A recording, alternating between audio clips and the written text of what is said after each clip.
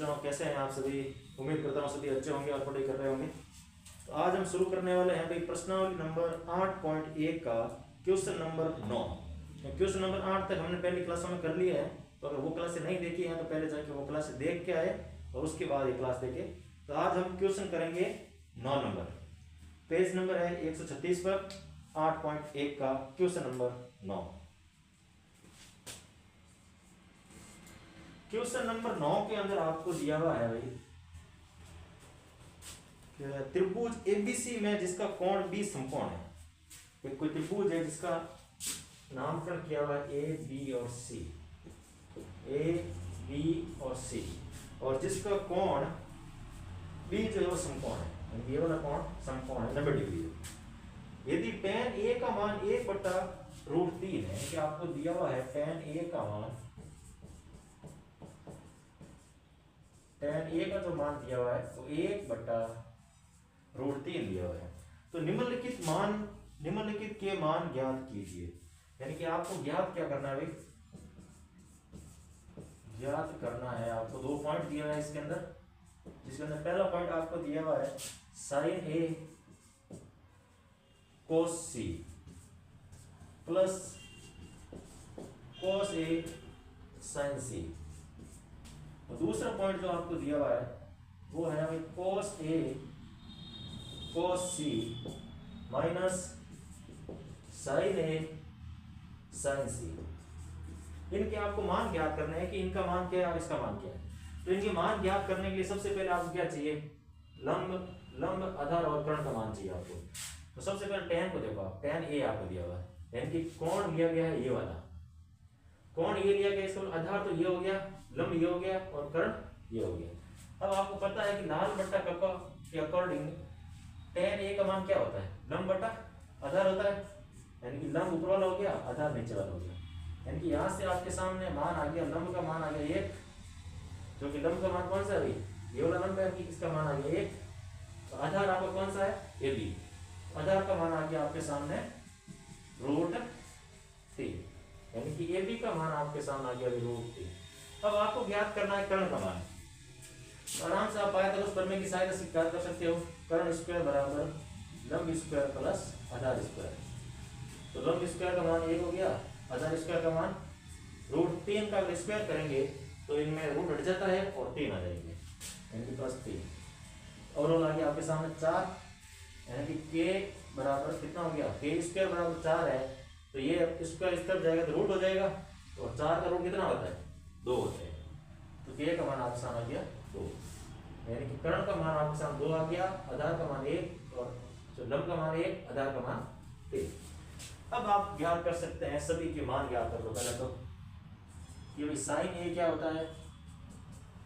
लंब बटा कर्ण। आपको वो लाल बटा कर्ण का ध्यान रखना है इसके अंदर, लाल बटा कर्ण, लंब बटा कर्ण होता है sin, आधार बटा कर्ण होता है cos, और लंब बटा आधार होता है tan। और बाकी सब है जो इनके उल्टे होते हैं, sin का उल्टा cosec और cos का उल्टा sec, tan का उल्टा cot। तो इसमें sin A बराबर लंब बटा कर्ण है, और लंब यानी कि sin A ये वाला कोण दिया गया है, तो इसका आधार तो यही है, तो लंब कौन सा हो गया? BC। तो लंब का मान BC 1, कर्ण का मान कितना हो गया भाई? 2। ये आ गया sin A का मान। उसी प्रकार आप ज्ञात कर सकते हैं cos A का मान। cos का मान होता है आधार बटा कर्ण।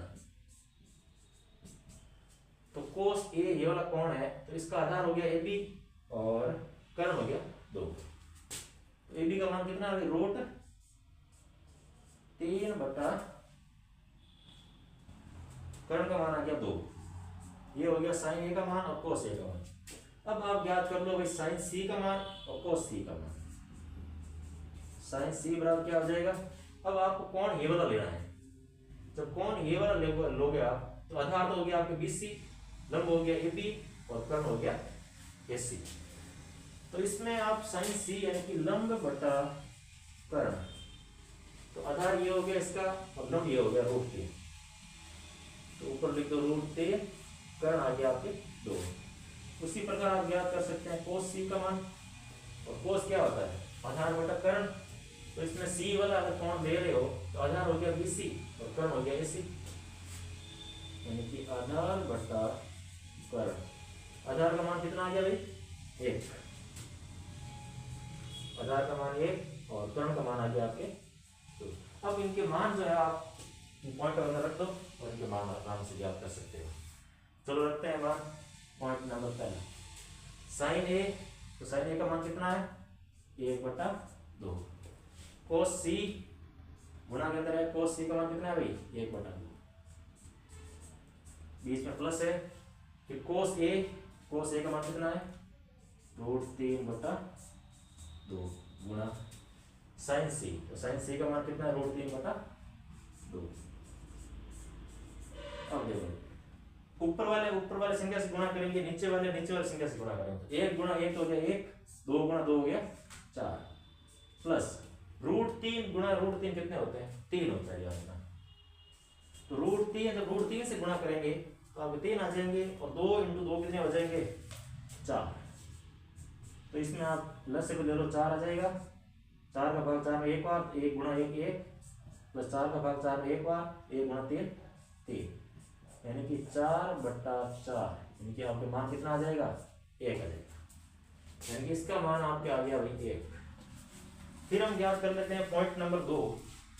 इसमें आपको जो पूछा है उनके मान रख दो। सबसे पहले दिया हुआ है कोस ए का मान, तो कोस ए का मान कितना होता है √3/2 गुणा कोस सी का मान, तो कोस सी का मान कितना होता है 1/2, बीच में दिया हुआ है आपको माइनस। फिर आपको दिया हुआ है साइन ए, तो साइन ए का मान 1/2 गुणा साइन सी, तो साइन सी का मान है √3/2। अब इसको आपस में गुणा कर दो, 1 गुणा करेगा √3 से तो कितना हो जाएगा √3, 2 गुणा करेगा 2 से तो 4, माइनस √3 गुणा करेगा 1 से तो √3, 2 गुणा करेगा 2 से तो कितना हो गया 4, यानी कि √3/4 में से √3/4 जाएगा तो पीछे कितने बचेंगे 0। ये हो गया इनके मान। अब हम करते हैं क्वेश्चन नंबर 10। किताब में ध्यान दो सभी। क्वेश्चन नंबर 10 में आपको दिया हुआ है त्रिभुज PQR में जिसका कोण Q समकोण है। क्वेश्चन नंबर 10,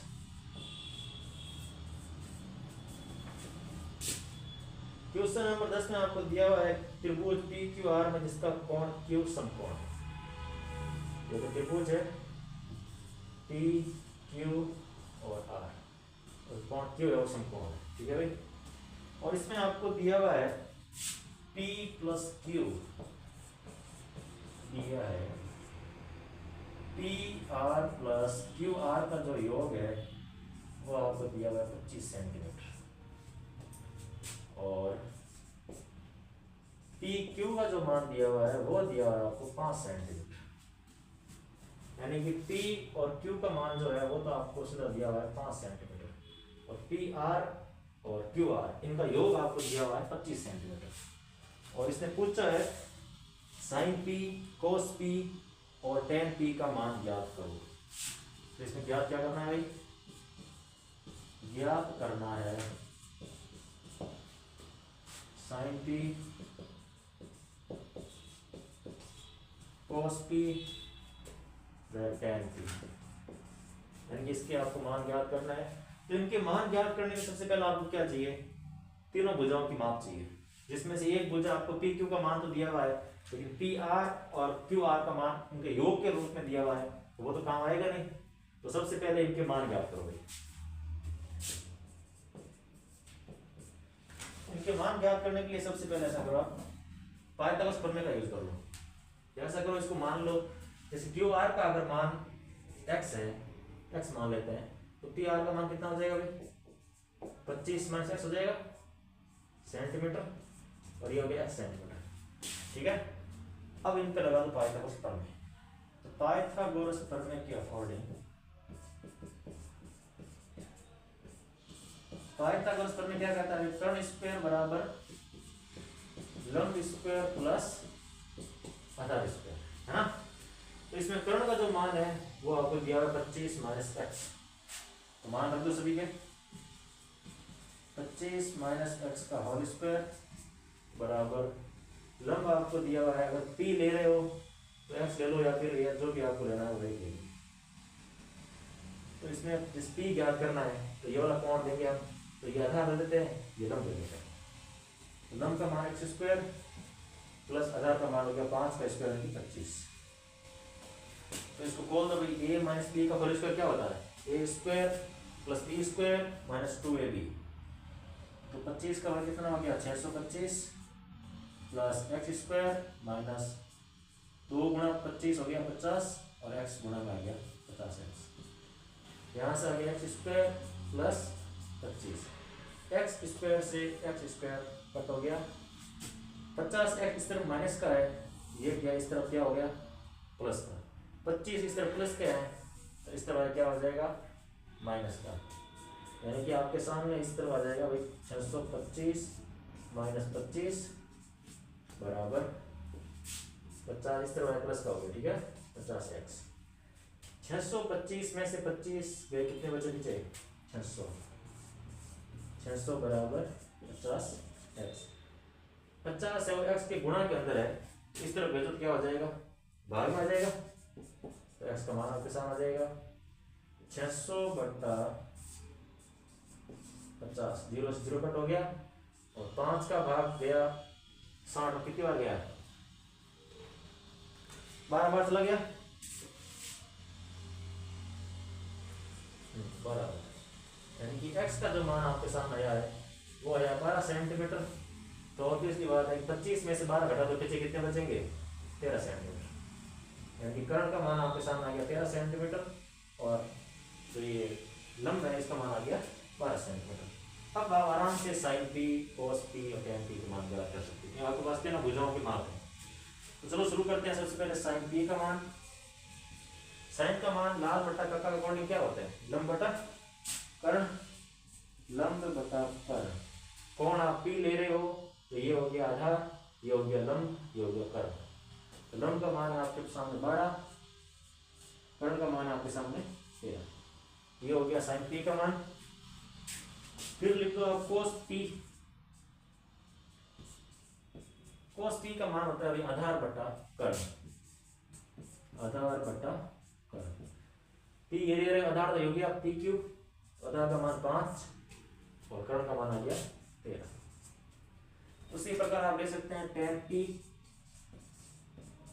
तो tan का मान होता है लंब बटा आधार, लंब बटा आधार। लंब का मान कितना आ गया भाई, p ले रहे हो तो यह p क्यों आधार हो गया और q वाला सामने लंब हो गया, यानी कि 12 बटा आधार कितना हो गया 5, tan का मान आ गया 12 बटा 5। इस प्रकार आराम से इनके मान ज्ञात कर सकते हैं। Question number 11। क्वेश्चन नंबर 11 में आपको दिया हुआ है, बताइए कि निम्नलिखित कथन सत्य है या असत्य है, कारण सहित अपने उत्तर की पुष्टि कीजिए। चलो शुरू करते हैं। इसका जो सबसे पहला पॉइंट दिया हुआ है 11 का, वो दिया हुआ है tan a का मान सदैव 1 से कम होता है, tan a का मान सदैव 1 से कम होता है। तो ये तो वही गलत बात है, 1 से कम तो नहीं होता है। tan a का मान 1 तो किस पे, tan 45 पे मान होता है, tan 45 डिग्री बाद 1 होता है, tan 60 का मान ज्यादा होता है, तो ये आप 1 से कम तो नहीं लिख सकते, ठीक है। तो यह सत्य है। फिर आया हुआ है पॉइंट नंबर दूसरा।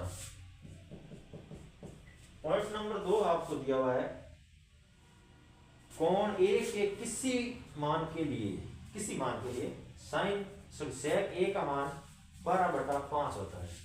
यानी कि अगर आप a का कोई मान लेते हैं तो उसमें सेक a का जो मान है वो 12/5 होता है। तो ये कथन भाई सत्य है, क्योंकि अगर आप कोण a का मान ले लो, जस्ट कोई भी ले लो आप, तो इसका मान 12/5 आएगा, ठीक है ना। किसी एक पर्टिकुलर कोण के लिए ये मान आएगा, ऐसा नहीं है कि ये कोई भी ले लो, कोई भी नहीं, एक जो भी लोगे आप उसमें 12/5 आ जाएगा, ठीक है।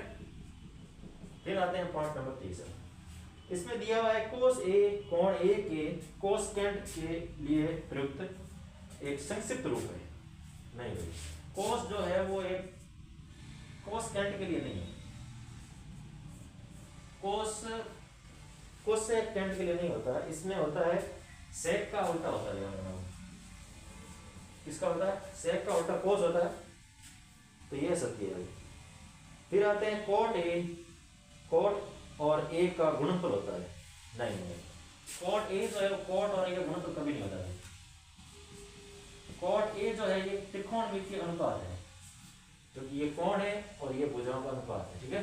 तो ये गुणन बनेगा दोनों, ये दोनों एक ही है, त्रिकोणमितीय अनुपात को रद्द करते हैं ये कोण ए के सापेक्ष।